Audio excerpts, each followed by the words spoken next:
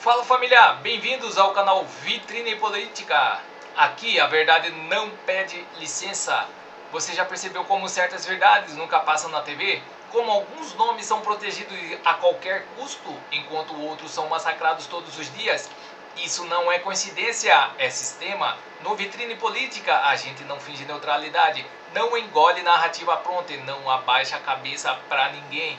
Aqui se analisa, se questiona e se expõe aquilo que querem manter escondido. Se você está cansado da velha mídia, cansado de ver o povo sangrando enquanto o poder se protege nos bastidores, então esse canal é pra você. Aqui a gente escancara o jogo sujo, denuncia abusos, cobra quem deveria servir ao povo e dá a voz a quem se recusa a ser manipulado. Então se inscreve, ativa o sino e compartilha, porque quanto mais gente acordada, mas o sistema treme. Isso é Vitrine Política. Aqui a verdade incomoda e não será calada. E essa notícia vem diretamente de Santa Catarina com Deltan Dallagnol. Toffoli se explica e cava a própria cova. As 6 perguntas sem resposta. Assista esta matéria até o final para você entender melhor tudo sobre o que está ocorrendo. E vamos deixando os créditos na plataforma para o Deltan Dallagnol. E não se esqueça de deixar o seu comentário e de dizer de qual cidade você vê esta matéria, para que possamos saber até onde está chegando a nossa audiência. Sem mais enrolações, vamos à matéria. Dias Toffoli se explica, mas cava a própria cova. Veja aqui comigo as 6 perguntas sem resposta que o Toffoli precisa responder. Tem gente que quando tá em apuros fica quieta, mas tem gente que decide abrir a boca, tenta se explicar e aí pior é tudo. E o Toffoli é do segundo tipo. Gente, era melhor que o Toffoli tivesse ficado quieto, porque tudo que ele fala pode e será usado no nosso tribunal de julgamento do que o Dias Toffoli fez no verão passado. Nesse nosso encontro com justiça, eu vou te mostrar por que a nota oficial do Toffoli, em vez de apagar o incêndio, jogou foi gasolina nele. E quais que são as 6 perguntas que ele tem que responder. Bora então aqui direto para essa nota oficial do Toffoli. Olha aí comigo, ela tá pequenininha na sua tela, mas eu vou ler para você. A Maridit é uma empresa familiar constituída na forma de sociedade anônima de capital fechado, prevista na Lei 6.404 de 76, devidamente registrada na Junta Comercial e com prestação de declarações anuais para a Receita Federal do Brasil. Suas declarações para a Receita, bem como as dos seus acionistas, sempre foram devidamente aprovadas. O ministro Dias Toffoli faz parte do quadro societário, sendo a referida empresa administrada por parentes do ministro. Presta atenção. De acordo com a Lei Orgânica da Magistratura, no artigo 36 da Lei Complementar Tal, o magistrado pode integrar o quadro societário de empresas e dela receber dividendos, sendo-lhe apenas vedado praticar atos de gestão na qualidade de administrador. Gente, o Toffoli aqui está desviando o foco, depois eu volto nisso. A referida empresa foi integrante do grupo Taiaiá Ribeirão Claro até 21 de fevereiro de 2025. A participação anteriormente existente foi integralmente encerrada por meio de 2 operações sucessivas, sendo a primeira a venda de cotas ao Fundo Arlen em 27 de setembro de 2021 e a segunda a alienação do saldo remanescente à empresa pré-cessão PHD Holding, 21 de fevereiro de 2025. Deve-se ressaltar que tudo foi devidamente declarado à Receita Federal do Brasil e que todas as vendas foram realizadas dentro do valor de mercado.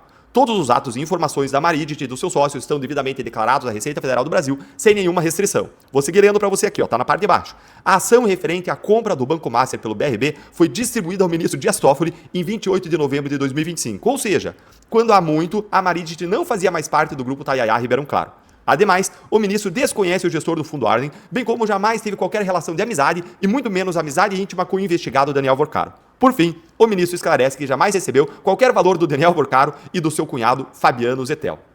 Gente, o Toffoli simplesmente se defendeu da acusação de mensagens e pagamentos recebidos do Vorcaro com essa nota aí, em que veja bem qual que é a defesa dele. Ele admite que é sócio da Maridit, o que ele não tinha falado até agora, empresa que vendeu o resort Taiaiá para um fundo do cunhado do Vorcaro. Ou seja, ele vendeu para alguém ligado ao Master e não se declarou impedido nem suspeito para julgar isso. O próprio Fabiano Zettel, o próprio Daniel Vorcaro. Mas ele só admitiu isso agora, depois que a Polícia Federal encontrou mensagens no celular do Vorcaro, inclusive, como eu mostrei no último vídeo, com linguagem cifrada. Linguagem cifrada sobre pagamento é coisa de bandido. Se não fosse essa investigação, o Toffoli teria escondido até agora essas ligações dele com o Master. E aí ele traz uma informação confirmando mais uma suspeita grave. Quem comprou a participação do resort, além do Vorcaro, foi a PHB Holding, cujo dono é Paulo Humberto Costa, advogado da JBS, a mesma empresa que o Toffoli aliviou de ter que pagar uma multa de 10 bilhões de reais. 10 bilhões numa aplicação hoje pela Selic rende 100 milhões de reais por mês. E empresa essa, JBS, que tinha como advogada a esposa do Toffoli e que foi beneficiada nessa quantia irrisória de 100 milhões de reais por mês. Ou seja, a Maridet e Toffoli faturaram com a família Vorcaro e com a família de advogados da JBS, beneficiária de decisões de quem? Dias Toffoli. Mas é tudo só uma grande coincidência. E aí Toffoli vem e diz que não tem conflito de interesse, que falta de vergonha. Eu fiz 6 perguntas públicas pro Dias Toffoli lá no meu X. Deixa eu te mostrar aqui quais são e por que a nota dele não responde a nenhuma delas. Pergunta 1. De onde que veio o dinheiro para ser dono de um mega resort, hein, Toffoli? Essa é a grande questão. Antes de ser ministro, Toffoli era advogado sem patrimônio declarado significativo. Como é que 1/3 de um resort de luxo do Paraná entrou no patrimônio da família, hein? Quanto? Quando? De quem que veio esse dinheiro? A nota não responde. Essa é a grande questão. Pergunta 2. Isso não tem por acaso alguma relação com a acusação de Sérgio Cabral na delação dele, que o STF anulou com o voto do próprio Toffoli? Olha que absurdo. Declaração de Sérgio Cabral de que Toffoli vendia sentenças? Cabral acusou Toffoli disso na sua colaboração premiada. A nota não faz menção nenhuma a isso ou a qualquer suspeita nem esclarece nada. Silêncio total. Vamos para a pergunta 3. Se o Toffoli tinha só uma participação aí no negócio multimilionário, por que a esposa do seu irmão nega que o irmão tenha sido dono do resort e eles têm um padrão modesto de vida, hein? A questão é, seus irmãos, Toffoli, foram usados como laranjas? A nota aí diz que a Maridet é administrada por parentes do ministro, mas a esposa de um dos seus irmãos, Toffoli, nega que eles sejam donos do resort. Você lembra do vídeo dela sendo entrevistada lá pelo Estadão? Dizendo que a casa dela não era sede de empresa nenhuma, que ela não era dona de resort? Olha aqui, moço, olha essa casa, por acaso eu tenho cara de dona de resort? A nota não responde a nada disso. Vamos para a pergunta 4. Ah, Toffoli, o que você ainda tem a esconder? Se não tem nada a esconder, por que o processo do Master está sob sigilo total? Nem os advogados das partes conseguem acessar. Por que ainda não abriu todos os pagamentos à Maridet? Quem Toffoli quer proteger com esse sigilo? A nota não responde. Pergunta 5. Quando, quanto e quem que o Toffoli recebeu de dinheiro usando a conta da Maridet? Ou seja, quanto dinheiro o Toffoli recebeu de dinheiro que entrou na Maridet e de quem que veio esse dinheiro? Essa pergunta é importante porque o Lauro Jardim informou, olha aí, que haveria pagamentos de escritórios de advocacia para a Maridet. A nota não menciona valores, datas, nem origem específica dos valores. Menciona apenas que tudo foi declarado à Receita Federal. Mas, gente, declarado um ganho não significa que foi legal, que foi lícito, que foi legítimo. Declarado para a Receita não significa declarado também para o processo que você relata. Ele pode ter recebido um pagamento até virtualmente, só que uma especulação de propina e ter declarado para a Receita como uma origem, um faturamento vindo de um serviço prestado ao escritório de advocacia. Ora, seus irmãos, um é padre e um é engenheiro elétrico, por que raios que eles recebiam pagamentos de escritórios de advocacia pela Maridet, como reportou Lauro Jardim, e a que título que eles recebiam? Por que um padre e um engenheiro recebiam esse dinheirama? Ou será que era o Toffoli recebendo dinheiro de escritórios? Talvez escritórios com interesse em julgamentos no Supremo? A nota não responde, não esclarece nada. Pergunta 6. Não podemos parar nossas perguntas para o Dias Toffoli. Bora abrir tudo, Dias Toffoli. Se não tem nada a esconder, abra os livros da Maridet, publique todos os fatos. Prove para o Brasil. A nota não faz isso. Nunca vai fazer. Toffoli permanece como relator de um processo cujo investigado pagou, direto ou indiretamente, para a empresa do ministro. Isso não é uma mera suspeição, isso é impedimento, isso é pouca vergonha, falta de vergonha na cara, isso é escândalo. E se o STF não age, o Congresso tem que agir. CPI, impeachment, o que for necessário. A conta não fecha. E quem não responde a pergunta simples tem muito a esconder. Você acha que o Fachin vai ter coragem de afastar o Toffoli? Conta aí pra mim nos comentários. Se inscreve, clica no sininho, curta o vídeo. E vamos para mais notícias no site Poder 360. Ministério Público pede que TCU suspenda salário de Buzzi durante afastamento. Representação do subprocurador-geral Lucas Rocha Furtado afirma que o recebimento da remuneração é um verdadeiro escárnio com a sociedade brasileira. O Ministério Público pediu ao TCU suspenda a remuneração do ministro do STJ, Marco Buzzi, enquanto ele estiver afastado cautelarmente da corte.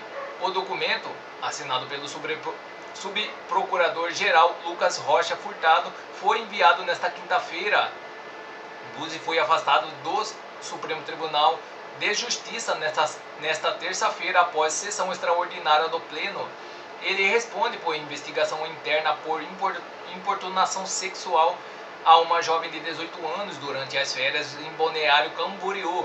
Segundo a nota publicada pela corte, o afastamento é cautelar temporário e excepcional, e foi declarado por unanimidade pouco antes da sessão. Ele fez um novo pedido de afastamento de 90 dias com laudo psiquiátrico. Não há um prazo para fim da medida, mas o ministro ficou impedido de utilizar seu local de trabalho, veículo oficial e demais prerrogativas inerentes ao exercício da função.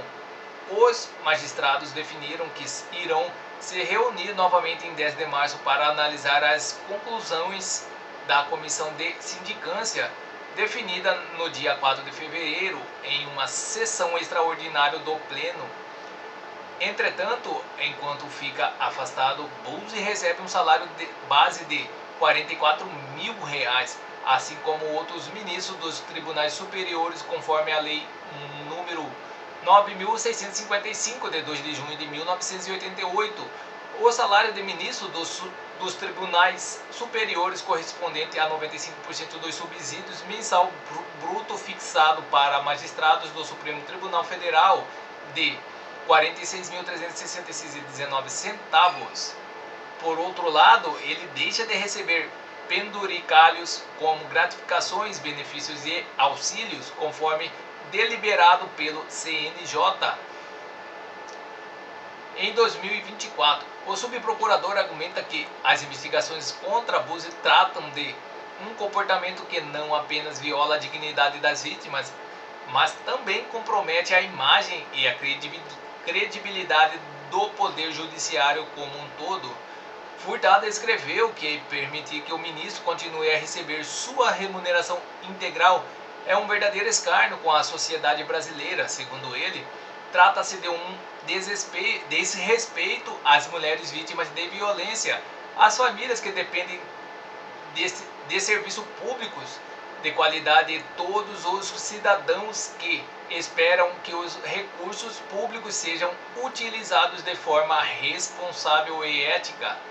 Além de pedir a imediata suspensão da remuneração, o subprocurador pede que o TCU apure os valores já pagos a Buzzi desde o início do seu afastamento e que encaminhe cópia da sua eventual decisão para o Ministério Público Federal. Também pediu que sua representação fosse enviada para o Supremo Tribunal de Justiça e a CNJ para ciência. Em nota, a defesa do ministro Buzzi disse que a representação afronta todas as normas legais e regulamentares que regem a medida de afastamento cautelar para fins investigativos. Ainda segundo a defesa, justamente pelo caráter cautelar e provisório da medida e que não se permite a cessão dos vencimentos do cargo, o TCU afirmou ao Poder 360 que o processo ainda não foi aberto. O Poder 360 procurou o STJ para perguntar se gostariam de se manifestar a respeito da representação. Não houve resposta até a publicação desta reportagem. O texto será atualizado caso a manifestação seja enviada a este jornal digital. O ministro Marcos Buzzi, de 68 anos, é investigado por ter importunado sexualmente uma jovem de 18 anos. Segundo apurou o Poder 360, 3 ministras do STJ levaram o caso à presidente da corte, Irmã Benjamin, na semana passada. Pediram a apuração do caso e eventual aplicação de sanções. A informação foi publicada inicialmente pela Veja e confirmada por este jornal digital. O caso foi levado às ministras da STJ pelos pais da vítima, que pediram a responsabilização do magistrado, segundo relatos obtidos por este jornal digital. Buzzi tentou agarrar a jovem durante um banho de mar em Balneário Camboriú, Santa Catarina. A família da jovem estava hospedada na casa do ministro. O gabinete de Buzzi negou as acusações. O ministro Marco Buzzi informa que foi surpreendido com o teor das insinuações divulgadas por um site, as quais não correspondem aos fatos. Repudia, nesse sentido, toda e qualquer ilação de que tenha cometido ato impróprio, declarou. Buzzi vai responder disciplinarmente no CNJ e criminalmente no Supremo, onde o caso tramita sob relatoria do ministro Nunes Marques. É possível também que ele seja acionado no Senado Federal, pois pode sofrer processo de perda do cargo. Então é isso, pessoal. Essas são as notícias que estão circulando nas mídias da internet. Não se esqueça de se inscrever, deixar o seu like e clicar no sino para mais informações sobre política. Agradeço a todos pela audiência.